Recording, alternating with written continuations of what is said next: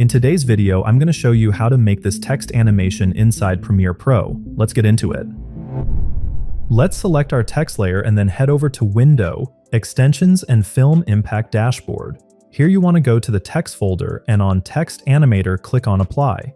As you can see, it added transitions to the beginning and the end of the clip. We're going to focus on the Start transition. If you select it, you'll be able to customize the settings in the Effect Control panel. I'll make this slightly longer, and then scroll all the way down to Animation Controls, where you want to change the push position to 100. Let's also set the horizontal spacing to 0, horizontal zoom to 0, vertical zoom to 0, and then under the Advanced Controls settings, we're going to choose the object type to be word. Make the line bias 100, and then the word bias value is something that you want to carefully tweak because this influences the way this effect is applied to each individual word. So decrease the value, in my case, it's going to be 3%. And there you have it. If this video helped you, don't forget to like, share, and subscribe. Visit the Creative Society website for more design resources and music. If you want to continue learning, check out this other video on the screen. Thank you, and see you next time.